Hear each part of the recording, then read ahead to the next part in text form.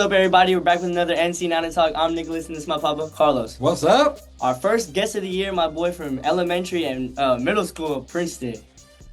What's up, y'all? Happy to be here. Happy to be here. So Preston, let us know what's up with how long you been a Niner fan?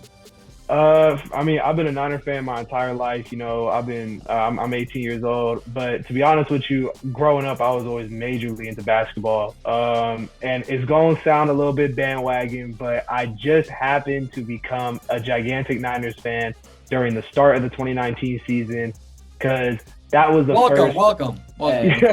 I mean, like, again, I've been a fan my entire life, but like, you know, I would always go to the games. I would always have the jerseys. Like, growing up, I wore my Frank Gore jersey everywhere. Yeah. But I was always a bigger Warriors fan. But I really fell in love with football during that 2019 Super Bowl run. And ever since then, I've just became more and more of a Niners fan through the highs and the lows. And now I'm here now. That's what's up. See, that's all you got to do is just at least be faithful even when they're down. Even if you come up at a high time, we've had some lows, especially in 2024 and 2020. Like, faithful to the Bay, basically that's like their slogan. So, as a Niners fan, we are 4-1. How are you feeling about this season? I mean, look, when Purdy got hurt in week 1, going into week 2, I didn't have many worries about Mac Jones due to him going up against the New Orleans Saints. And he goes out there, he performs. But if we're going week by week, going to week 3, I was at that game and kind of just I was worried a bit, because Mac Jones, outside of his rookie year, he's been mediocre at best, putting it very bluntly. And that's not even me trying to put Mac Jones down. That's just the stats show that. Like, I'm going off of his win-loss record since his rookie year, his passing yards, his interception to touchdown ratio. That ratio with the Jags last year was pretty bad. So going up against a real defense in the Cardinals, I was pretty worried. But seeing Mac Jones lead that game-winning drive and then lead the Niners to a win, I kind of did a complete 180 on Mac Jones. And, week 4, obviously, not a great week. Purdy, I feel like he was probably rushed back a little bit. Yeah. The things I would talk about with my family was I feel as if Purdy was healthier than Mac Jones, and that's why he started. If Mac Jones was healthier than Purdy, I feel like Mac Jones would have started that week. Yeah. But Purdy was kind of like, it's either Purdy or Adrian Martinez. And, while I will admit I don't know much about Adrian Martinez, I would assume that they would much rather have Purdy start. We dropped that week. With hindsight, the Jags are a great team. They just knocked off the Chiefs last night. So I feel a little bit better about that loss. But week 5 most definitely surprised me. Like seeing Mac Jones wheel and deal the entire time, throwing for, I'm pretty sure, just about 300 yards, if not over. Yeah. Seeing Kendrick Bourne play well. Niners fans know Kendrick Bourne very well. The rest of the league may view him as some random guy who they picked up because they have injuries. Kendrick Bourne was always a solid option for the 49ers. They just couldn't keep him around. Yeah. So it wasn't a surprise to me how he played. But one thing I love about the Niners right now is the next man up mentality. Mm-hmm. It is, for sure. Like some teams, you have your star quarterback out. You have your star tight end out. You have your number 1 wide receiver in IU go down. They don't really recover from that. But the Niners and Kyle Shanahan and obviously Robert Saleh and the defense have definitely recovered, and I have pretty high hopes going into week 6. We've been talking about that. A lot of these teams, not too much, but Look at the Ravens. I was about to say, if you look around the league, you got the Ravens, even the Chiefs, all these media people making all these excuses for all these teams that have injuries. Here we are, 4-1. With all these injuries. But it's not so much just injuries. Yeah. We have 26 injuries, but we have key injuries. Number 1 tight end, number 1 receiver, number 2 receiver, number 3 receiver, starting quarterback, 20 ACL for Nick Bosa. Number 1 defend edge rusher. And for us to stay where we're at, and like you said, the mentality of next man up in the NFL, it's huge. But it doesn't always play like that because you're playing a lot of rookies, right? A lot of guys that haven't shown up. And we've been saying this since the beginning in our early videos is that I feel that these guys are trying to prove a point. That it's a little mix of second-year guys, rookie guys, and they're trying to prove like we belong in this league. And adding Salah to the mix has been humongous to this team. Yeah. True wizard. For sure. This team is just flying, hungry. These rookies are just showing up, and I'm happy it's next man up mentality is actually coming to, it's actually showing on the field. For sure. Like, I mean, direct example, Mac Jones, like you said, we didn't know what to expect from him. We've seen his previous years with Jacksonville, and I did. Okay, he did say he has been a starting quarterback. He didn't say he was going to be good. However, I did feel like, well, it's better than to like we know he's been the quarterback in the league. He's been a starter for a couple teams here and there, but at least it's better than like a rookie that has never seen. Or Adrian Martinez, for example. No one has ever seen a NFL defense. Yeah. That's the only thing I said. Did I say he was going to be this good or play this well? No, I didn't. No, for sure. So leading in to week 6, we have the Buccaneers. 2 4-1 teams in Tampa Bay, which is Buccaneers is coming off an outstanding win against the Seattle Seahawks. Thank you. Our division rival. Thank you, Bucs. 38-35 in another game-winning. I think every game this year they played, they've gone like down to like 5 seconds, 8 seconds, 10 seconds to win the game. And Baker has been playing out of his mind this year, especially with that rookie Emeka Egbuka. With no Mike Evans, that has been his number one target, and he has proved himself, or not proved himself, but he is wide receiver 1 right now for the Buccaneers, and he's been great. He's taken advantage of his opportunities. Back to the Niners, of those who want to take, advantage of the opportunities. Like you mentioned, Bourne. I've never been a big fan of that dude. He drops the ball too much and he dances too much. That is true.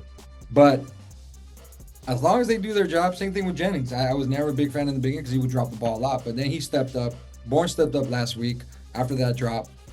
It's just these guys need to step up and continue to step up while we get healthier. And that's the thing. Everybody's getting injured and we're about to start getting healthier. What do you think about this week? What does the Niners need to do to pull up a win? I wrote down a few notes here before I joined the call. The Buccaneers defense is very much either lower tier or middle of the pack. As you can see, outside of the Monday night performance against the Texans, it's been high scoring shootouts every single week. Like, I actually, given they are in the NFC, they're an NFC rival, I've always kind of been a fan of the Buccaneers offense specifically because I feel like there's so much firepower there. Oh, yeah. Sure. But that's, frankly, this season, I don't mean to get too critical, but it seems like that's all they got is their firepower offense. Like, if you go to I think 36-35 final score with the New York Jets, I would say there's a lot of work you need to do with your defense. Specifically. Yeah, against the Jets? The Jets put some numbers on that team. The Jets? 35-36. Are they the only team that haven't won a game yet so far, I think? 0-5? One of the only... I don't know, but they're 0-4, 0-5. Yeah, they're 0-5 now. And they scored how many points on the Bucs? 35, and it was Tyrod Taylor starting at quarterback. Okay. All right. Yeah. So, just some specific things I have here. They give up 327 total yards of offense a game. That's 24th rank in the NFL. That's the bottom 7 teams, my math may be off, in the NFL. Yeah. That is, I don't want to say abysmal because abysmal is like 30 or 31st. Yeah. But that's pretty right now low. Baltimore is giving up 500 yards per game. Historic pace in the wrong direction. Yeah, it's really bad. And, the Niners, just a pivot to their offense real quick, this was one stat that surprised me. As of week 5, they're the number 1 rated passing offense in the league in regards to passing yards per game. They have almost, I think, about 300 passing yards a game. That's because of Mac Jones. That is because of Mac Jones. I think NFL on that. Yeah. Just some. Know that. Did you know that? Yeah. Oh, yeah. It's a really surprising thing as a Niners fan to read that. And obviously, the Niners have their running game woes. They're pretty low in rushing yards per game. Yeah. They are the only team in the NFL that has not had a rushing touchdown yet. It's about to be week 6. which just it's one of those things where you guys were talking about. Another thing that you got to add to props for the 49ers and props to Kyle Shanahan. I can't think of many teams that would be 4-1 with these many injuries and not having a rushing touchdown yet. Oh, sure. yeah. And Kyle Shanahan has always been run heavy. So he is. The fact that we don't have a rushing touchdown yet is this team looks so much different from years past. Oh, yeah. And, like, in some cases for better, in some cases for worse. Like, one very big gripe I've had with the 49ers this year is their offensive line.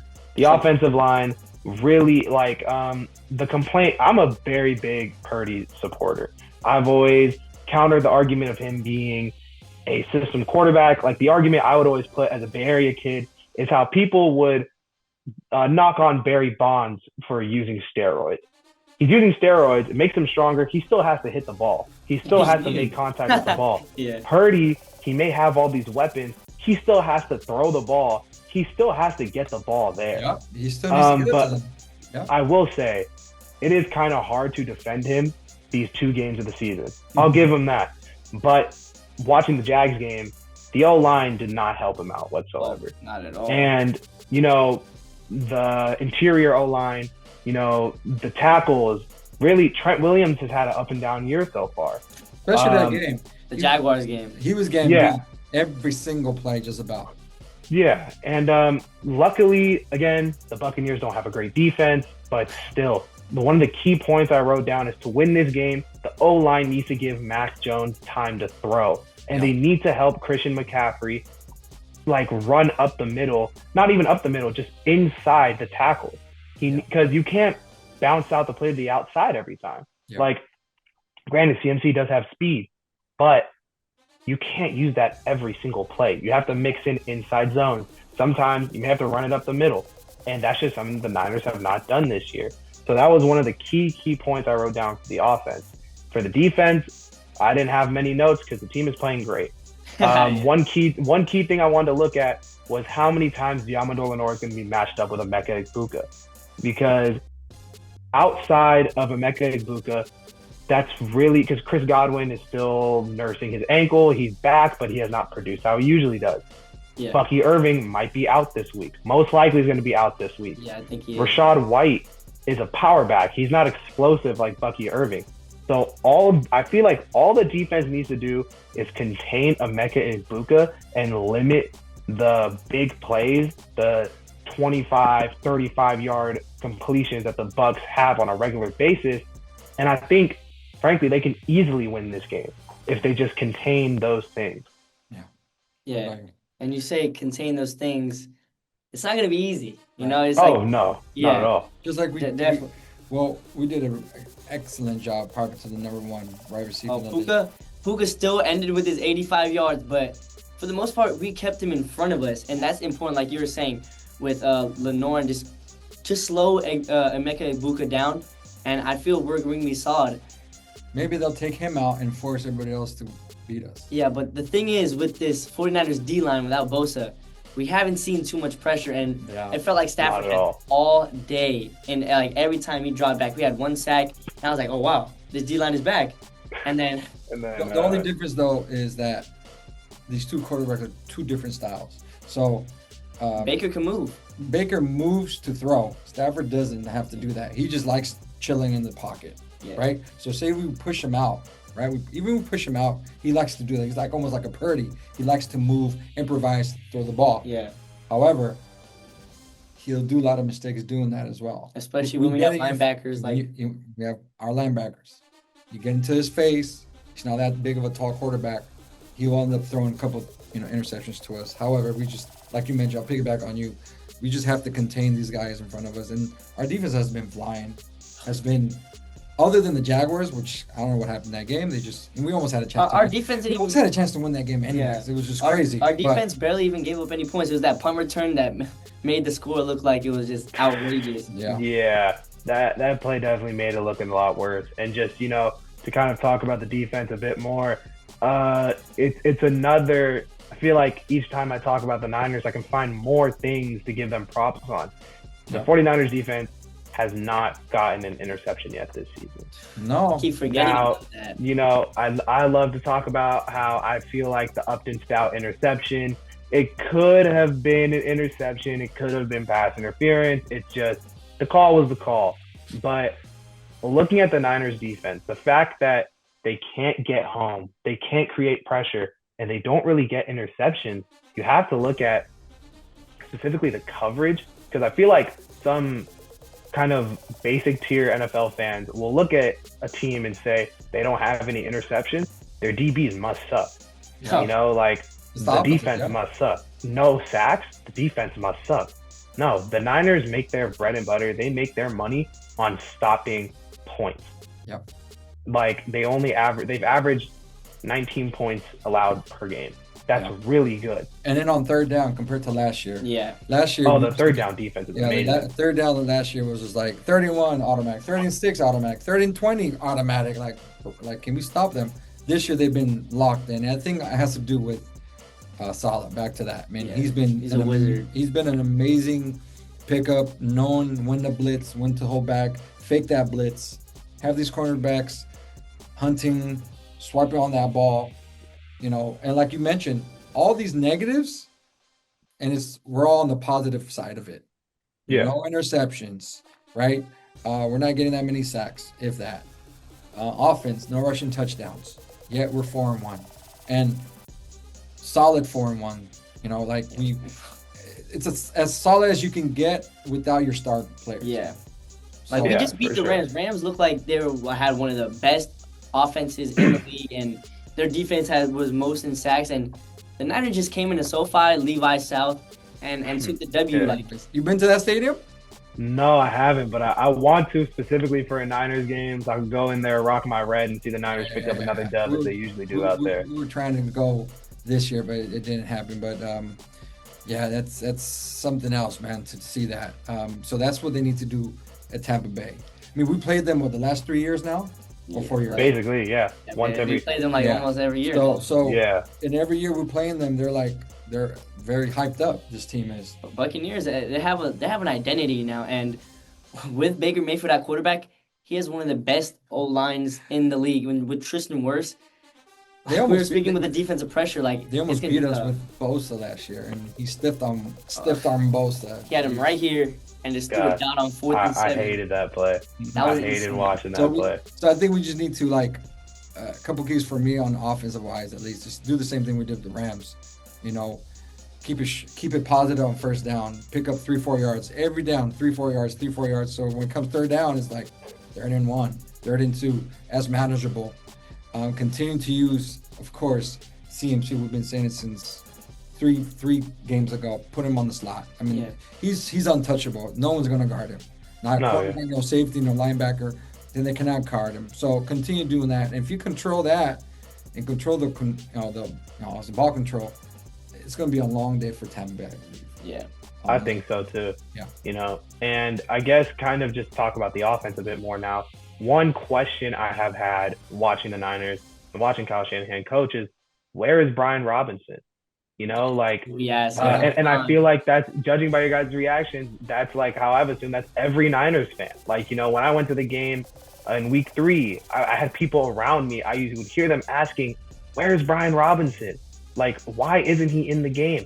Granted, he's not a Pro Bowl talent, but he's definitely someone who can get you those yardage, who can run in between the guards and get you a first down on 2nd and short, 3rd and short. You could even put him in on the goal line. He's a big body. Yeah. Like, we've been saying that. We've been saying that, man. Like, and like, what's the point of even trading for this guy and having this big hype around it? Like, oh, like even he said like in the offseason, like, oh, me and CMC are gonna be the best duo in the league.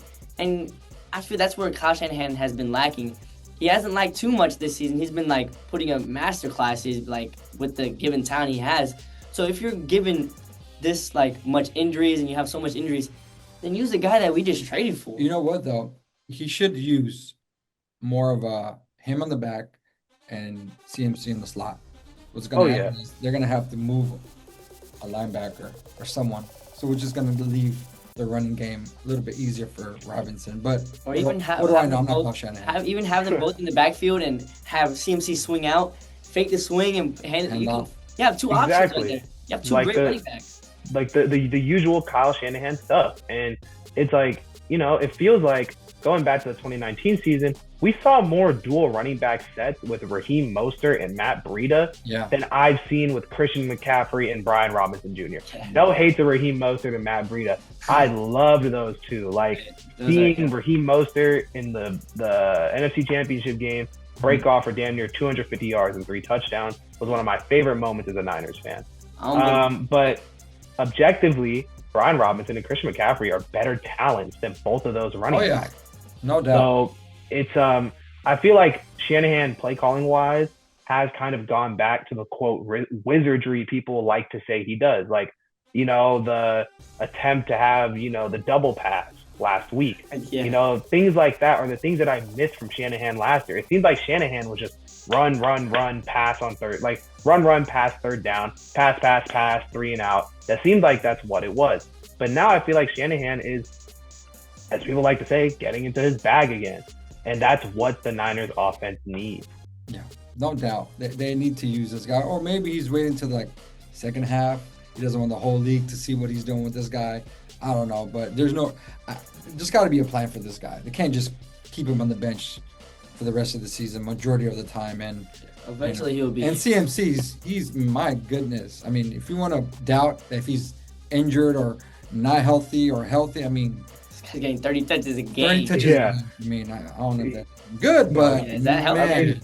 Yeah, it's something that's a bit scary for me as a Niners fan. Like, I'm wearing a McCaffrey jersey right now. I love Christian McCaffrey, but judging Achilles tendonitis isn't something that you get off one play. It's an injury that you get from wear and tear. And it seems like Shanahan traded for Brian Robinson. In my head, I was like, okay, he's going to take the load off of McCaffrey. Exactly. He's going to give Robinson more touches. And that's just not what it is. And I'm kind of afraid for McCaffrey as the season goes on, because it's like, what if that tendonitis reflares and then McCaffrey is out for a few games and then you have to play Brian Robinson. Yeah. So it's something that I'm kind of just a bit afraid of, but I mean, I'm not an NFL coach, so Shanahan knows. Yeah. All we can do is guess and try to see what happens. Maybe this week. We can estimate maybe this weekend he puts them out there like that. So I mean, you never know with Kyle Shanahan what he's gonna pull out. So I hope it's this week, and I hope they put some points on the board against this high-powered offense. Speaking of points, what do you think the score will be Sunday? What's your score prediction for this game? Man, I haven't really thought of that this much yet. So I feel like just some factors going into that. The Bucs have not seen a defense like the Niners yet. No. The Niners defense, in my opinion, has not seen an offense like the Bucs yet. The Rams have a great offense, but we know how the Niners are with the Rams. Kyron tried to say they're the big brothers now. Yeah, it ain't that time yet. It's not that time yet. And he's crying on the sideline. That brought me a little bit of joy as a Niners fan. But I feel like it's gonna be a bit more low scoring than the Bucs games have been so far this year. So I would probably say maybe 28-21 Niners. You get a few touchdowns, you bring Pinheiro out there, get a few field goals, and the Bucs are going to score. That's for sure. There's that's guaranteed. But I don't think they're going to be dropping 35 points on this Niners defense. I just don't see that happening. So I would say 28-21 final score. Niners take the dub back to the Bay. What about you? I think Niners scored 24-17. I think. Okay. I mean, they're at home. They're going to score. I just feel that our defense is just clicking. And I think this team is just playing in such a way that most people probably don't even understand unless you're just a Niner fan. We're just seeing some weird stuff right now from the Niners. And I feel that it's, in a positive way. We're in a positive way. 24, I think you give this defense 21 to 24 points. I mean, it's going to be a wrap for the other team. Unless we just drop an egg, just like we did with Jacksonville. But those were not even that much points anyways. The crowd was dead. I was like, I don't know what the heck that was. But I think 24-17 Niners, and they stay at the top of the West, 5-1. come back home 5-1. That would be beautiful. And that's a Sunday night game against Atlanta. But before we get to that, I think Niners are about to get a 27 to 23 W against Tampa Bay. I think we sound like a broken record. The defense is gonna just step up, and this I can't tell you enough about Tristan Wirfs, man. He's a dog, and he protects Baker Mayfield with his life, and that's his blind side. So it's gonna be tough to stop, but the Niners have proved already with the Rams, and like you said, it is the Rams, a divisional opponent, and somebody that we've always kind of handled before, and the Buccaneers aren't a divisional opponent. But we've played Baker the last how many years now? And I think with Robert Saleh, he's going to scheme up a beautiful game like he just did last game against the Rams. And Kyle Shanahan's wizardry, a mastermind genius. I think hopefully Brian Robinson finally gets some touches, and we're finally going to get a rushing touchdown. So, look, Tampa Bay has all these injuries, right? Tampa Bay has injuries on the offense, right? Yeah. So we'll see how they handle these injuries. Yeah, they don't have Bucky. They don't have Mike Evans. Let's see how well they handle their injuries compared to the way we do. So. Yeah. So. Oh, I just got to note it. All right. We'll see. So, yeah, we shall see. Thank you for coming on. We really appreciate you coming on. Man. This is a great episode for sure. We got to do it again.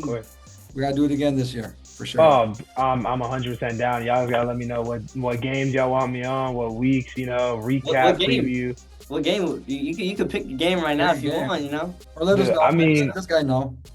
It might want to be I might have to take a look at the schedule and see, because I don't have the schedule off the top of my head. Yeah. But I would definitely want to do something after maybe even a loss, just to recap, what went wrong.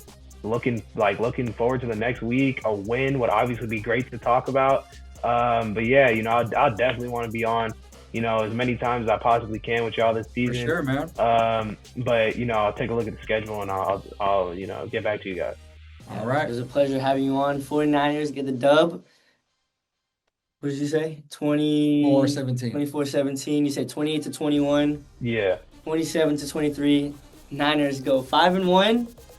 Going back to the Bay, like you said, this is, if we can get W on the Rams and W on the Buccaneers, what a start to the season. Then we have Kittle probably coming back the following week. Yeah, Kittle's coming back. Ayuk, he's 2 weeks from there. He's going to be coming back. Mustafa's going to be coming back. He's already practicing this week, right? Yeah, he's going to start practicing this week, and we're going to have a lot of guys coming back. So I'm excited for that, and hopefully the next time. Now I heard they're going to do a trade too, so they're looking into a trade. Yeah. I seen John Lynch. He said they're going to play into a big trade. They want to make sure their team is where they want it to be, and they're going to make a big trade. And I've always trusted in John Lynch. He's a man of his word. Hey, he's coming. He got the man on your jersey right now, TMC. Yeah, exactly. He got McCaffrey for, as I like to say, he got McCaffrey for a bag of chips. A bag of chips. And I'm very excited to see what that trade is. But I know John Lynch is going to get us right, for a lack of better words. Yeah, hopefully the next time when you're on, we're going to have a lot of our guys back, and we're not going to be talking about injuries anymore. Of course, injuries will happen, but that won't be a big topic in the video. So, thank you guys for watching. Hope you guys enjoyed. Thank you, baby. Peace. Niners. See y'all.